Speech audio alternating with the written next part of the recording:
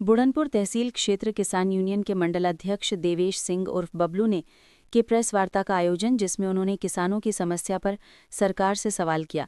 उन्होंने सरकार को चेतावनी दी, अगर सरकार किसानों को नष्ट फसलों का उचित मुआवजा नहीं देगी तो हम चुप नहीं बैठेंगे। पिछले सप्ताह में हुए भारी बारिश के चलते किसानों की धान की फसल नष्ट हो गई, जिसका किसानों को उचित मुआवजा मिलना चाहिए। उन्होंने कहा कि इस समय समितियों पर डीएमपी की खाद उपलब्ध नहीं है, जिसके चलते किसानों को फसलों की बुआई करने में काफ़ी समस्या हो रही है। वहीं दूसरी तरफ आजमगढ़ जिले की चीनी मिल अभी चालू नहीं हुई। हम मांग करते हैं कि 1 सप्ताह के भीतर चीनी मिल चालू होनी चाहिए, अन्यथा हम किसान यूनियन के पदाधिकारी तहसील पर धरना प्रदर्शन को बाध्य होंगे। अंबेडकर नगर और अन्य जिलों की चीनी मिलें गन्ना की खरीदारी कर रही हैं, लेकिन आजमगढ़ जिला की चीनी मिल अभी संचालित नहीं की गई, जिससे किसानों को गेहूं की बुआई करने में समस्या होगी। वो समय से गेहूं की बुआई नहीं कर पाएंगे। उन्होंने मांग किया कि जो भी किसानों की फसलें नष्ट हुई हैं, सरकार किसानों को उचित मुआवजा उपलब्ध कराए। किसान यूनियन के जिला उपाध्यक्ष सभापति वर्मा ने बताया कि बारिश के चलते किसानों की धान की फसल बर्बाद हो गई, उन्हें मुआवजा मिलना चाहिए।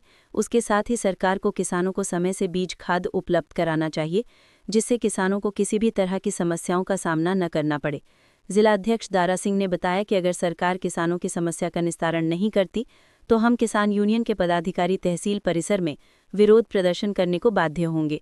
इस मौके पर पप्पू सिंह, घरभरन गौरव, रघुपति किशोर दंपत्ति सहित अनेक लोग उपस्थित रहे। मैं किसान संगठन के मंडल अध्यक्ष देवेश कुमार सिंह।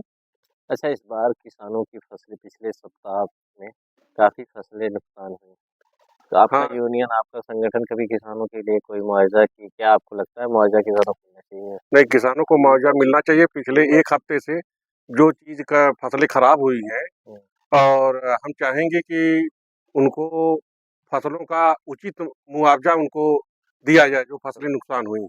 समिति पे डीएपी की उपलब्धता नहीं है, तो क्या इसलिए चाहेंगे? हम चाहते हैं कि डीएपी समिति पे उपलब्ध कराई जाए। किसानों को चना, गेहूँ और आलू की बुआई, सरसों की बुआई नहीं हो पा रही है, इसलिए हम मांग करेंगे कि समिति पे ज़्यादा से ज़्यादा खाद उपलब्ध कराई जाए। अब अगल-बगल की तो मिलें चल रही हैं, लेकिन हमारे जनपद गृह की मिलें अभी बंद हैं, इसलिए हम डीएम साहब से दरख्वास्त करेंगे कि ये जो मिल जो है जल्दी से जल्द चलाई जाए, कि जिससे किसान जो है तत्पर पर पेड़ी की बुआई कर सके। पेड़ी की गन्ना। ये तो किसानों को बहुत नुकसान दे रहे हैं।